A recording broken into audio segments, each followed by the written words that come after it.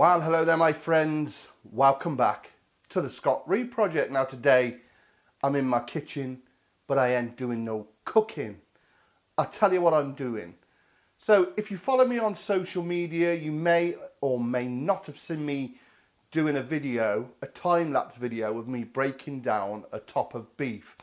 Now a top of beef in layman's terms is a back leg, and that's where all our roasting joints come from. In England, topside, silverside, thick flank. I think in the US and Australia, inside round, outside round, bottom round, top round, and knuckle. Now, because I did the video as a time lapse, there was no sound on it, and the original video was 40 minutes long. And of course I put it on my Facebook, Twitter, Instagram, and everybody's like, oh dude, have you got that in real time? And I'm thinking I have, but there is no narration. So what I've done is I've sat in my kitchen and narrated to the butchery. Now, the quality of the narration ain't very good. That's not me. It's just a very, very poor recording, but I think you'll get the gist of it as you watch it. So, without further ado, excuse the crappy audio and watch me take a leg of beef, a top of beef, and prepare your favourite Sunday roasts. Roll VT. So we got us a lovely top of British beef. This is where all our roasting joints come from. So we need to get it on the block, take the shin off. So just below the kneecap, the patella, we make a cut, and then with a steak knife go across the muscle of the knuckle, I suppose you could call it. And then we need to get our boning knife in there to break the cartilage. So just give it a wiggle and it will just snap, and then the shin will fall free. And all we need to do then is get our steak knife and complete the cut. Lovely, lovely shin of beef. So underrated. With our shin removed then, what we need to do is take off this H-bone, the hip bone. First off, we don't want to waste that little bit there. Years ago, this would have just gone into mince, but you know how trends change. This is now the spider steak, and it is actually a very lovely cut of meat. It never fully browns like a steak, but you know, it's another added value product. And yeah, it just looks really cool. I mean, the name spider steak comes from it supposedly looking like the lines in a web look. Yes, very vague. But what do I know? So next we're on to that hip bone then. I'm just going round where we took that spider steak off, and then we start the boning out now, which is quite a tricky bone this is, but with it being beef, it's big. It's easier than if you were doing, say, venison or lamb. It's a case of just using the tip of your knife and just tracing round the bone, especially at the top, and once you open it up you can pull it away and you can get your hand in and continue to debone it.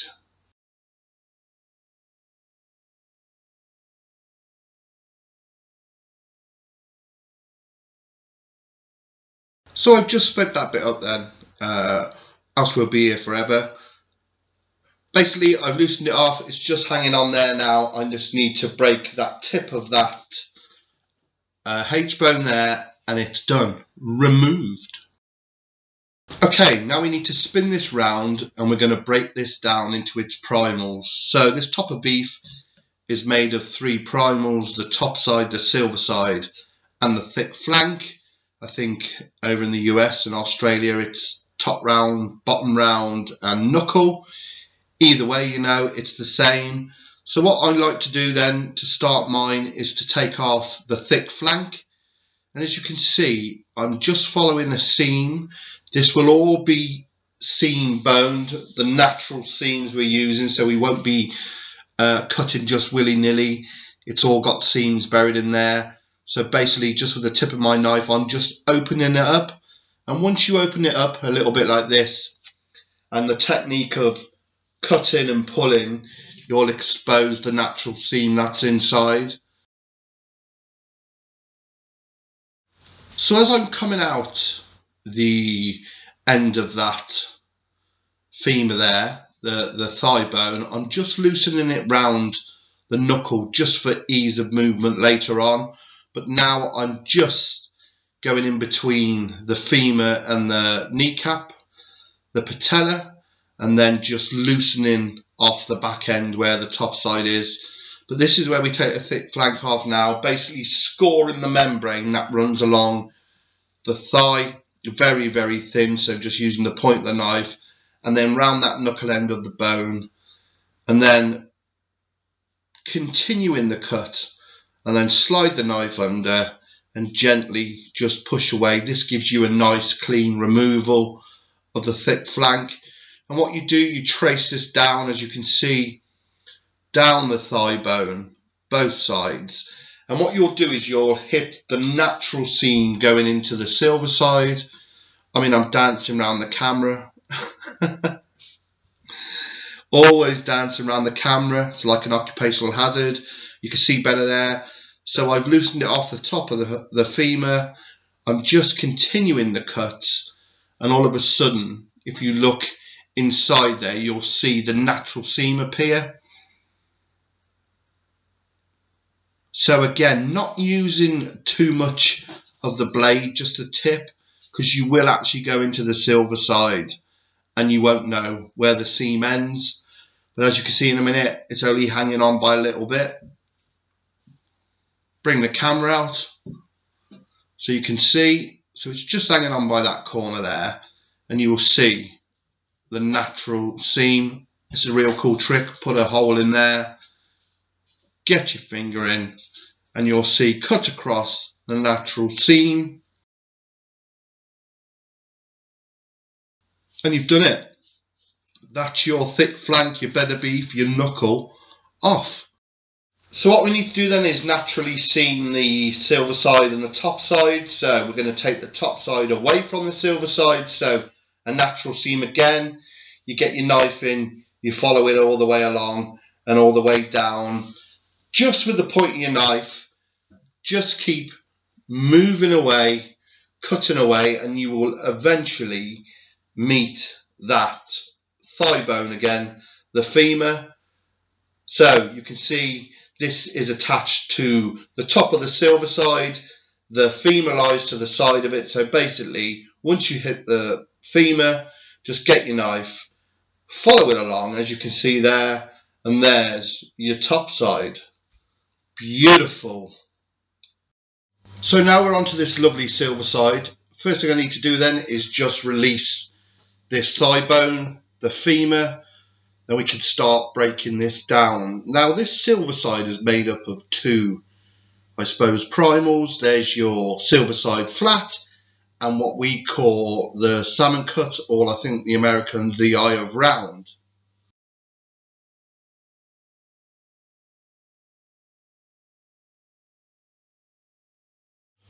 So like before then, with the top side, we need to just trim this out, take off any excess fat, any hanging bits of meat for trim, which we will dice, we will mince, and then what we need to do then is take out, if you look at it directly now on the left hand side, in the middle there is the continuation of the thick flank or the knuckle, so we need to remove that as well. And just where I'm cutting now above there, there's a big chunk of silver skin which we also need to remove. So it's just a case of starting at one end and gently work your way along. As you can see, I favour almost shaving that fat off. That means you're leaving the fat on the fat and the lean on the lean.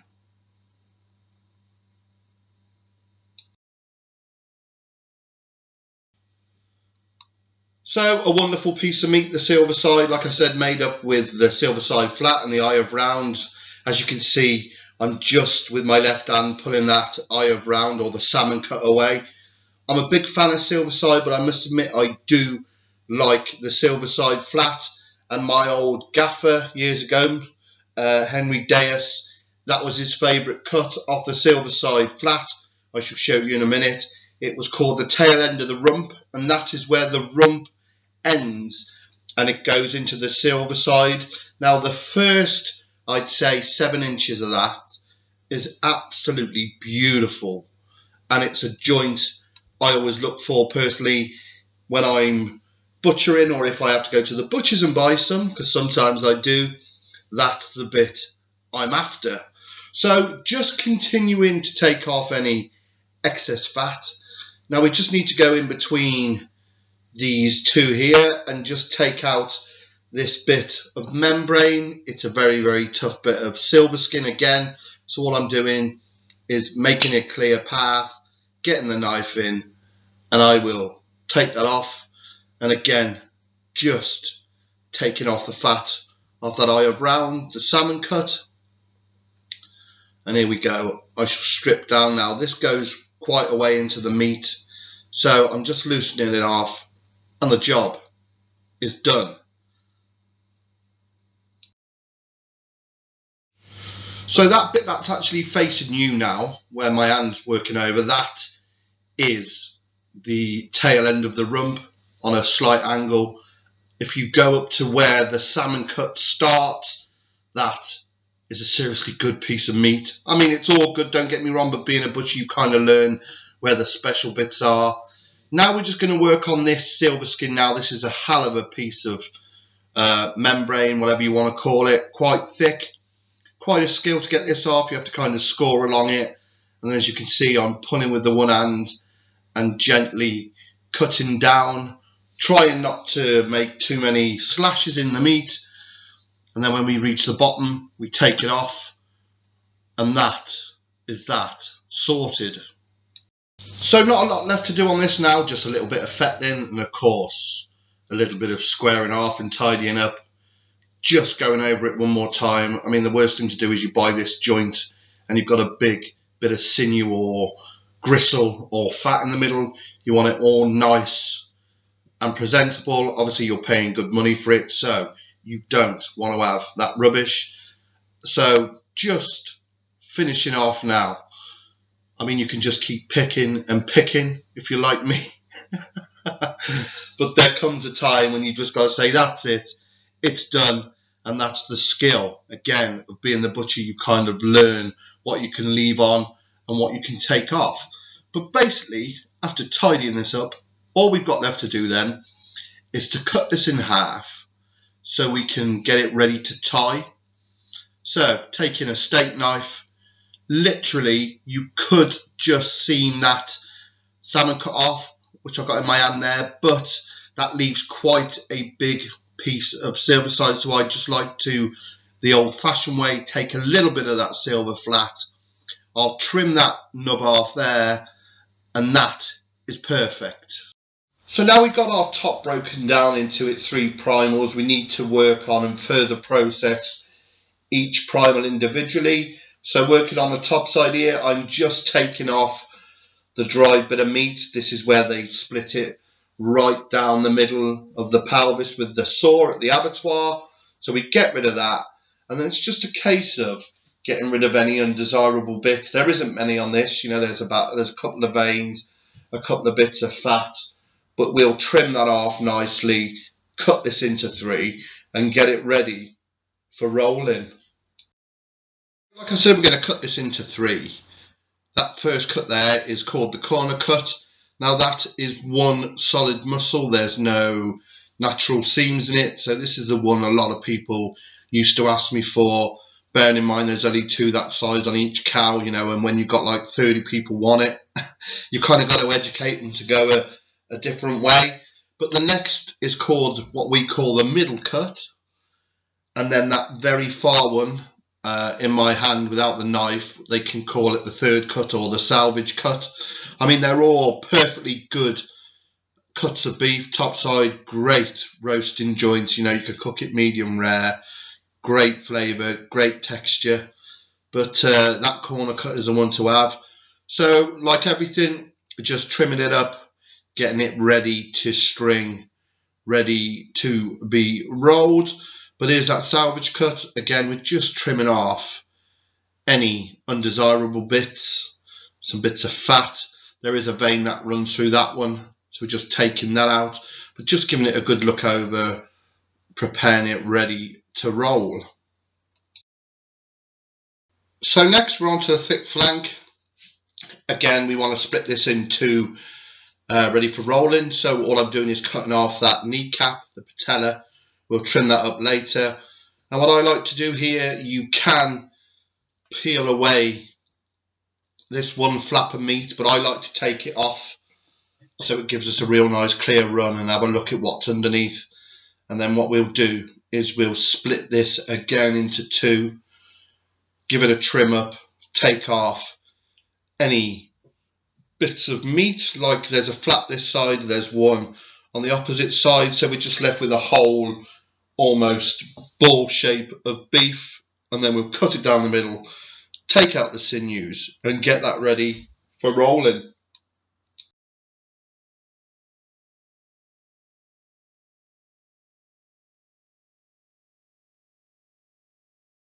So just trimming off the excess fat then off the top here before we work on that other side and take off that one flap of meat, and then we will have it straight in half and fettled.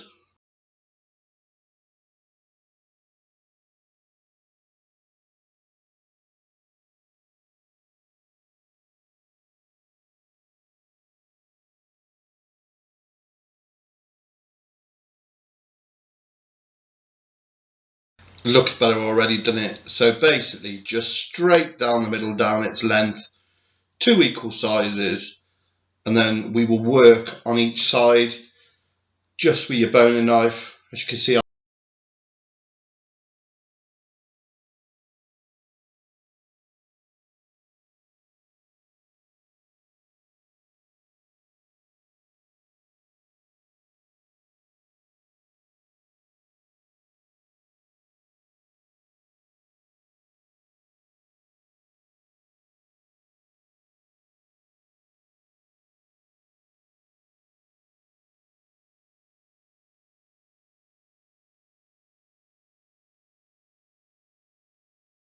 so where I started off that original cut trying to get, well, not trying, removing the sinew inside, we just continue to expose it. Now this runs the entire length of this joint, so basically I suppose we're just unfolding it until the whole thing becomes visible. Then get your knife in, loosen a bit up, and then just like skinning a fish, take it out, and that's it. That's what you're left with, this beautiful roasting joint.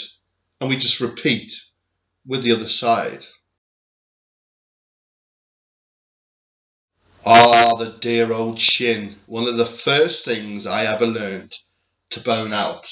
The reason being is, if you mess this up, you can always remedy it by dicing it for stews or putting it through the mincer. I spent a long time doing these. Now the thing with the shin is, while you start learning on this, is it's just a simple thing to do. If you look at maybe a child's drawing of a bone where it's got a long bit and two things on each end, that is what it resembles. That's simple. So you just go down one side, as you can see here. You can see how the bone's nice and clean. I'm just opening up the one side, literally. There, that's halfway bone now. Then what I'll do is I will flip it over, bending the knife nice there. That's the beauty of those semi-flexes. But yeah, turn it over and literally just slice down, following the bone on the other side. And before you know it, you have this lovely shin of beef. And of course, that great marrow bone. Saw the knuckles off, give the knuckles to your dog, but keep the middle for yourself and do a bit of bone marrow on toast.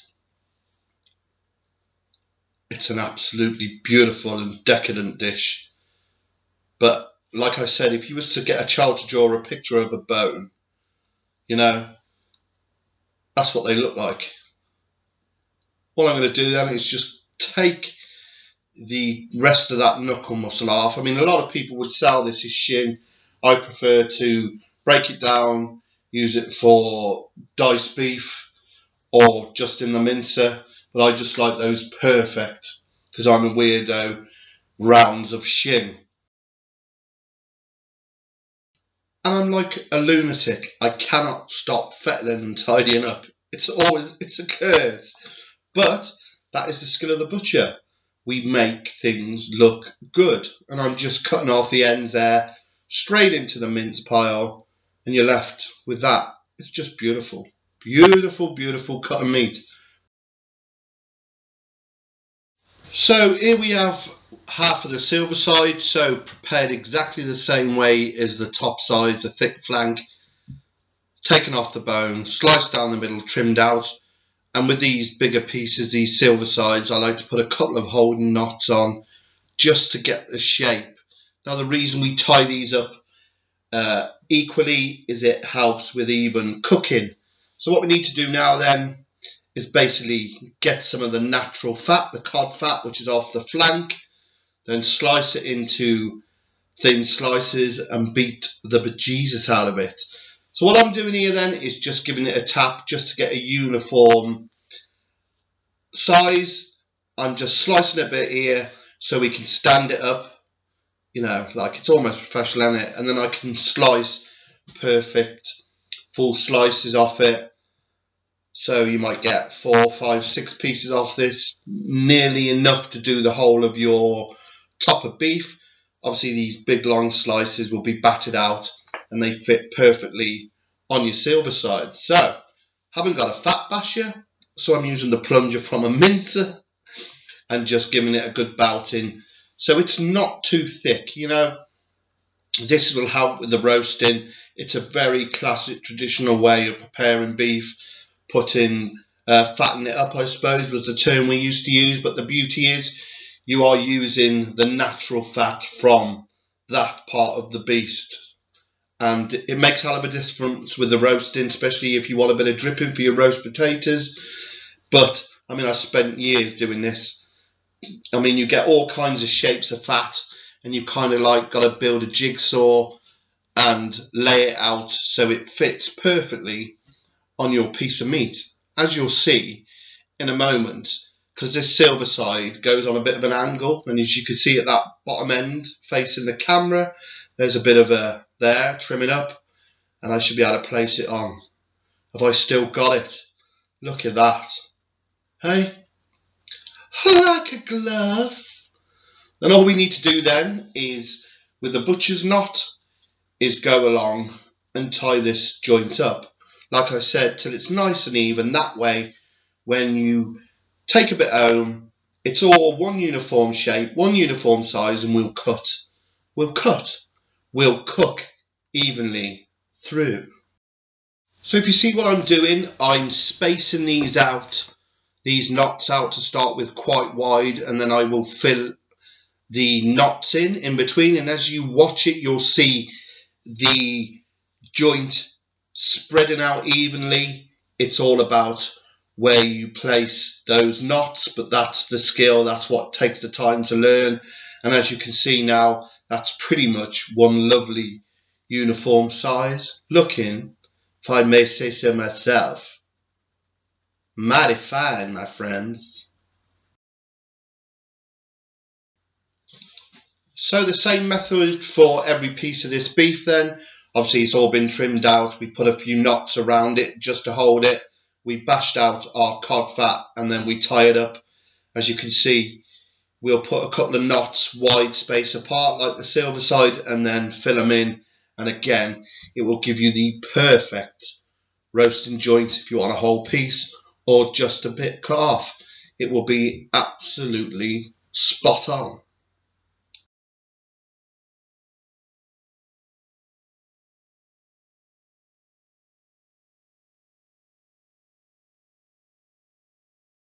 So just prepared a piece of fat then to go over this wonderful corner cut.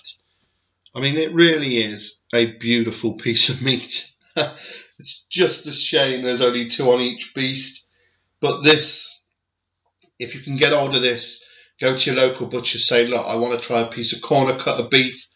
Don't be palmed off. If he's got some, he'll give you some. And trust me, if you like your beef medium rare, I suggest you try this. It's just wonderful and it ties up so nicely. It's a work of art.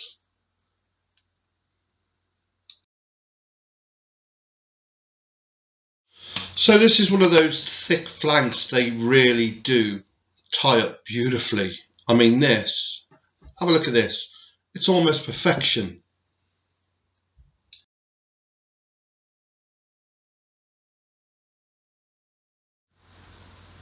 So just trimming off the excess fat off that spider steak.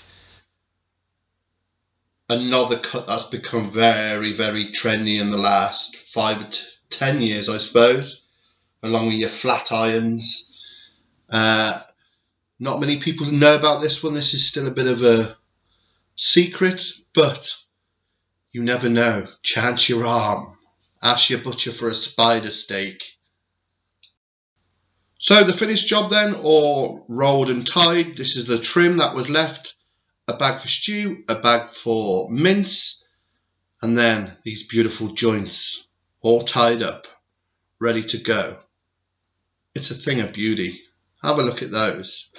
All from one top of beef. Who's this ugly fella? Have a look at my hair. You can't believe I pay for this. Anyway, I hope you enjoyed that video of me doing the top of beef. I do apologise for the audio. Nothing I can do about that. I couldn't get a microphone to go into the laptop, so I just had to use what we had available. So if you've liked what you've seen here today on the SRP, please click subscribe when my face comes down in this corner. Also, do check me out on my social media, my Facebook, Twitter and Instagram at the Scott Reed Project. And if you would like to help the channel along and share some love, there is a new method. If you look in the descriptions, you'll see my PayPal Me link. And if you would like to make a donation to the channel so we can buy some new kit and move forward, baby, by all means do. And if you don't, not a problem. I won't be offended. I'll just send the boys round. Take care, my friends. See you soon.